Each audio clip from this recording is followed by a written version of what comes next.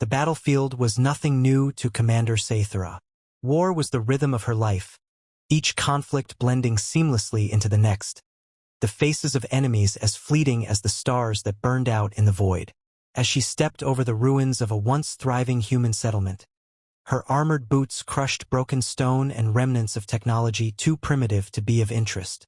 Smoke curled from shattered buildings, and distant fires cast flickering shadows against the steel-gray sky. The resistance had been weak, predictable, and ultimately irrelevant. Victory, as always, was inevitable. The Zelthari Empire had conquered countless worlds, and this planet Earth was just another step in their relentless march. The thought of humanity putting up a meaningful fight was laughable. Her people had scoured historical records and found only myths, stories of warriors, of battles fought with sheer willpower and crude weapons, of impossible victories against superior foes. Fairy tales, nothing more.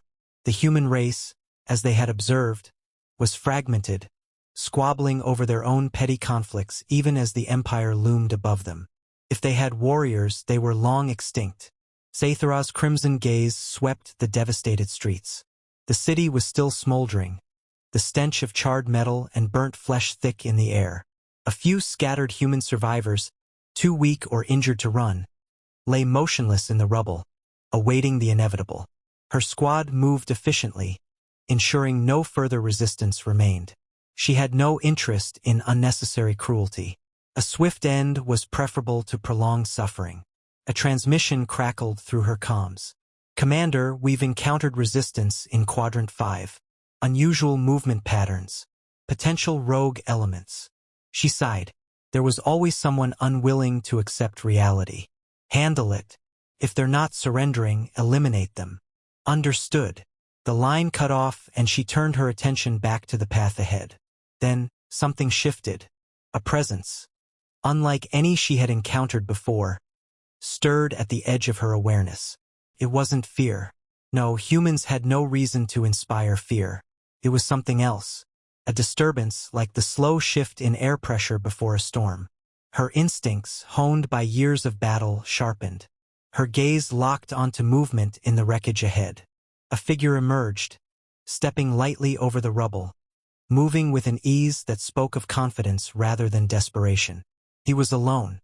No visible armor, no advanced weaponry. Sathara's grip on her weapon tightened. This was no frightened civilian, no straggler hoping to escape unseen. He was dressed in a long, dust-coated coat that barely concealed the harness strapped across his chest. A blade, impossibly ancient in design, was strapped to his back, its hilt worn from use. His stance was relaxed yet deliberate, as if he belonged in this moment, as if he had been waiting for her. She took a step forward, tilting her head in mild curiosity. "You're alone." The man, human, undeniably, lifted his gaze, dark eyes locking onto hers with something that made the air between them feel heavier. "I don't need anyone else," he said. His voice was steady, free of the trembling fear she had come to expect from his kind. Interesting. Sathara studied him, her enhanced vision scanning for signs of hidden weaponry, biological enhancements. Anything that might suggest he was more than what he seemed. Yet, he registered as nothing but human, flesh and bone. Still, something in her refused to dismiss him outright. "You're either very brave," she said, "or very foolish." The man smirked, a slow, knowing expression. "I've heard that before." She could end this now. A single command, a flick of her wrist, and the fight would be over before it began. But she didn't move. Something about him, this anomaly, this impossible presence, held her attention in a way no enemy ever had. A moment stretched between them, thick with unspoken understanding. Then the man reached for his blade. The air crackled with tension, and Sathara felt a thrill she hadn't experienced in years. Perhaps, for the first time, she was about to face something truly worthy of her skill. Perhaps, for the first time, the myths were real. Sathara moved first. A blur of motion, her body surged forward with a speed no unaugmented being could match. The ground cracked beneath her as she closed the distance in an instant, her blade arcing toward the human's throat, swift and certain. It was a strike honed through years of war, an attack that had ended countless lives before him. But he wasn't there. Elias Voss shifted at the last moment, pivoting on the balls of his feet, his body weaving just beyond the lethal edge of her weapon. His movement wasn't born of technology, no cybernetic enhancement guiding his reaction. It was instinct, pure, sharpened instinct. Saithra's eyes flickered with something dangerously close to admiration. She adjusted mid-strike, her blade whipping in a vicious backhand meant to catch him before he could fully disengage. But he was already countering. His own weapon came free in a fluid motion, steel meeting her energy-forged blade with a crack that sent vibrations up her arm. The sheer audacity of it sent a thrill through her system. A sword, forged from mere metal, was holding against her empire's finest craftsmanship. Elias pressed his advantage. He didn't hesitate, didn't retreat. He moved into her space, using her own forward momentum against her. His blade snapped toward her midsection in a quick, efficient cut. No wasted movement, no flourish. Saithra twisted away, her mind racing. This was not how humans fought. She had seen their battles, observed their skirmishes from the safety of her warships. They relied on numbers, on crude projectile weapons, on desperation. But this was something else entirely. He fought like he had studied war itself, not merely engaged in it. She disengaged, putting space between them, reassessing. He didn't pursue immediately, his dark eyes studying her just as intently. She recognized that look. It was the gaze of a predator sizing up another. Not prey. Her lips curled slightly. Perhaps this encounter would not be over so quickly after all. With a flick of her wrist, she activated the secondary mode of her weapon, the energy coursing through it shifting, lengthening the blade. She could end this fight at range if necessary, strike faster than the human eye could track. Elias exhaled slowly and raised his sword in response. He had no enhancements, no technology to match hers, yet he stood unwavering. Fascinating. Saithra attacked again, this time with calculated ferocity. She moved with an efficiency that had been programmed into her very bones, feints flowing into precise, lethal strikes. Elias countered with an unpredictability that defied logic. He didn't move like an opponent following a structured combat system. He adjusted, adapted, turned mistakes into opportunities. It was infuriating. It was exhilarating. She caught a glimpse of his expression between strikes. Focused, calm, utterly unreadable. There was no panic in his movements, no sign that he was overwhelmed despite the difference in power between them. Then he did something that shattered her understanding of battle. He smiled. It wasn't arrogance or mockery. It was the expression of a warrior who was utterly alive in the moment, relishing the challenge as much as she was. And in that instant, she understood why the myths of human warriors had endured. They didn't fight because they had to. They fought because they were born for it. Saithra shifted tactics. She drove forward with renewed force, her strikes becoming a seamless blur. She tested him, seeking a weakness in his seemingly endless adaptability. He dodged, parried, countered, until she forced him into a mistake. Her blade grazed his side, a shallow cut, but the first blood drawn. He hissed but didn't falter, instead using the momentum of his retreat to shift into an unexpected attack. His sword carved a precise arc through the air, aimed at the small gap between the plates of her armor. She barely deflected in time, the impact sending a jarring vibration through her arms. He wasn't just surviving. He was learning. The realization sent a thrill through her system, a sharp, electric awareness that she was fighting something rare, something that couldn't be replicated by training simulations or Empire-forged soldiers. And then, for the first time in her life, she understood the allure of uncertainty. The battle stretched on, their movements a deadly dance among the ruins of a dying city. Time lost meaning.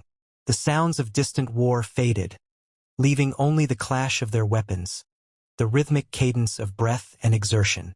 Saithra pushed harder. Elias refused to yield. Her systems tracked the micro-adjustments in his stance, the way his weight shifted in anticipation. He had begun to read her, the way she had tried to read him. This could not continue. With a final, decisive motion, she twisted her body and brought her blade down in a strike meant to end it. Elias met her halfway, steel colliding with energy, the force sending a shockwave through the air.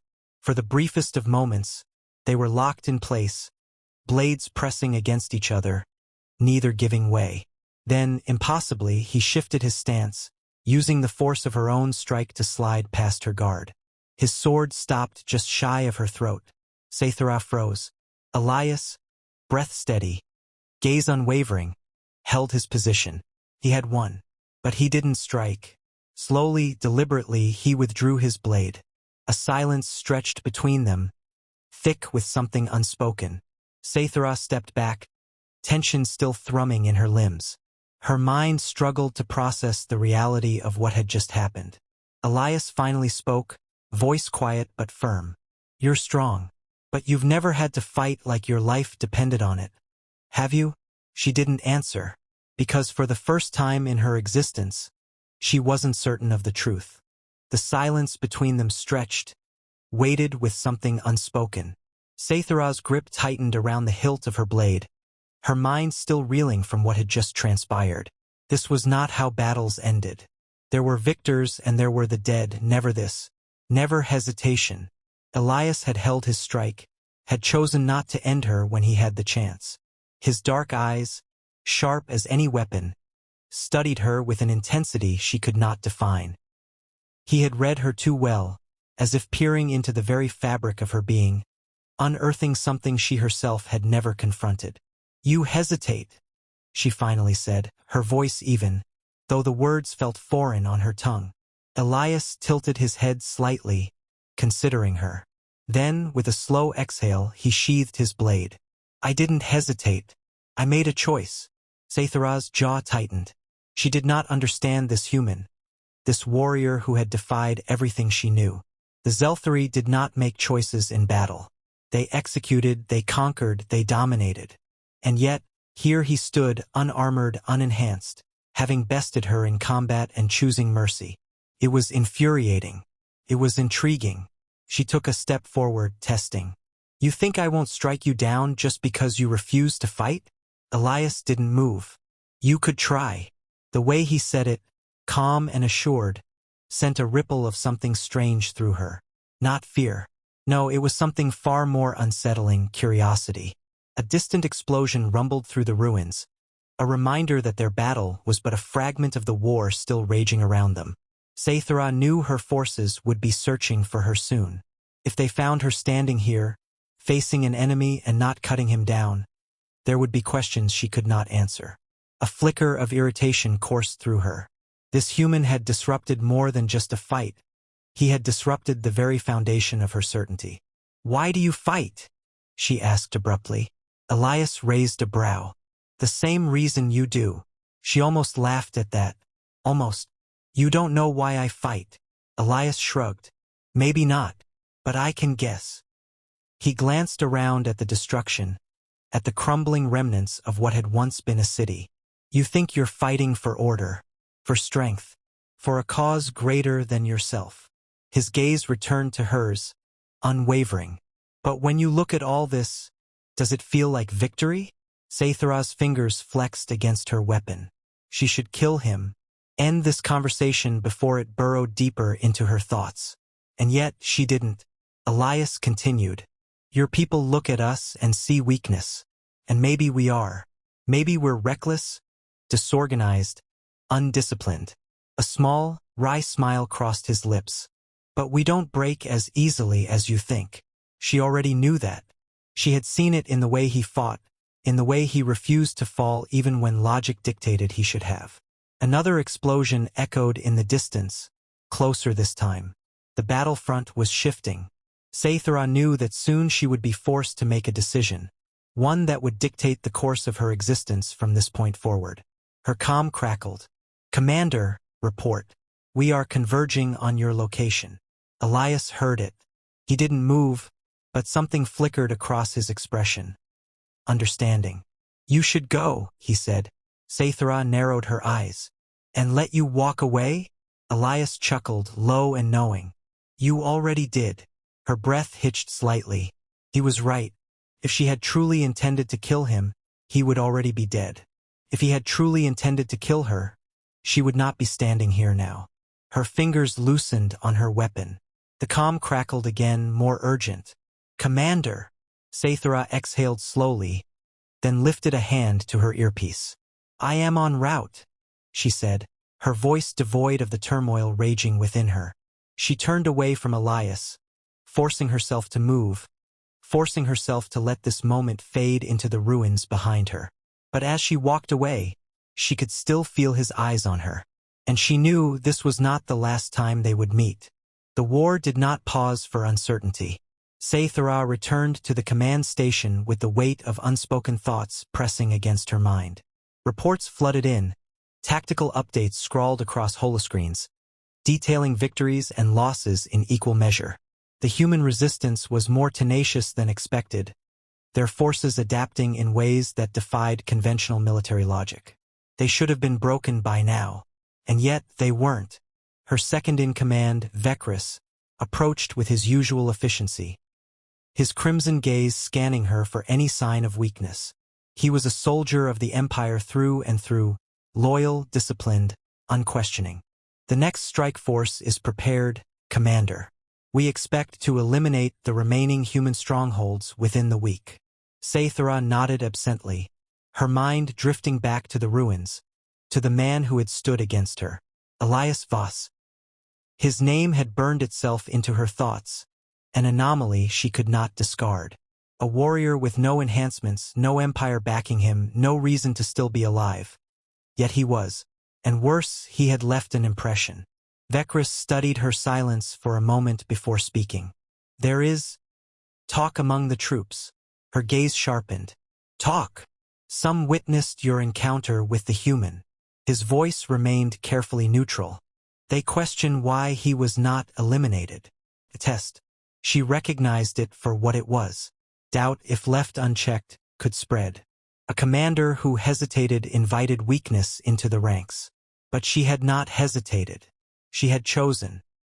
"He was a distraction, nothing more," she said evenly. "He will not be a factor in the war's outcome." Vekris accepted this without further inquiry, though she did not miss the flicker of curiosity in his expression. He would not challenge her openly, no one would. But the weight of expectation pressed against her regardless. The Zelthari conquered. They did not question. Yet that night, when she stood alone in her quarters, staring out at the burning horizon of the human world, she could not shake the feeling that something had changed. Elias had not fought like a man resisting the inevitable. He had fought like a man who knew something she did not. Days passed. Battles raged. Cities fell.